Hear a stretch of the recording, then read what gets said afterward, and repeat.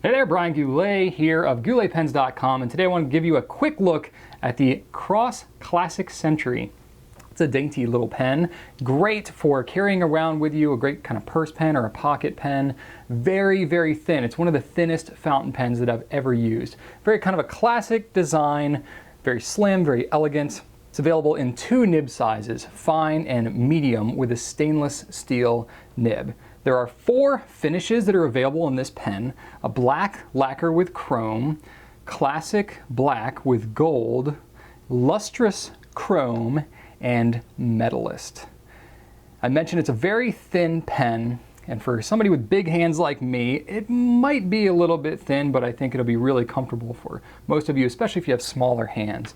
And because it's so thin, it's very light as well. It's only 15 to 17 grams, depending on which model you're going for. It weighs about what a Lamy Safari weighs. The balance is really great. Because it's so light, whether you have the cap on or not, you're really not going to notice a huge difference in the way that it's balanced in your hand.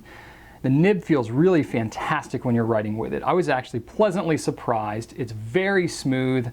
The flow is pretty generous though, so if you have to like a wet writer. Even the fine nib is pretty broad, so make sure that you're prepared for that. And the cap is interesting. This is actually one of the few pens that I've seen that has a screw cap that also screws to post. So you may or may not like that very much. It's going to be a little bit more cumbersome to actually put on the back, but it's going to be very secure once it's on there. And a nice little touch, when you put it on, the clip does line up with the nib. So if you're a little bit OCD like me, you notice those things. To give you an idea of the size of the Cross Classic Century, I wanted to show it next to a number 2 pencil. You can see it's about the thickness of a pencil. Another popular pen is the Lamy CP1. It's actually a little thinner and shorter even than the CP1.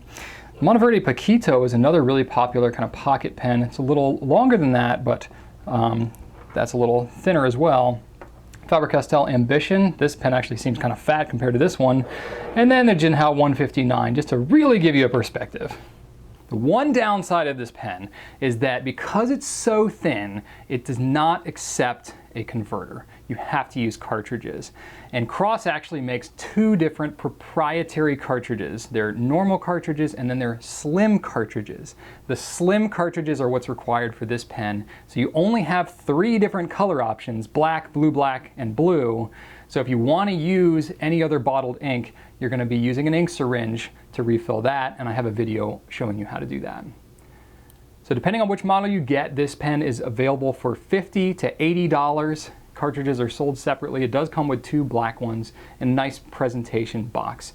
You can learn more about this pen and all the details at GouletPens.com. And if you have any questions, be sure to leave them on the blog or on YouTube. And if you like this video and you want more like it, be sure to subscribe to our YouTube channel. Thanks so much for watching, and write on.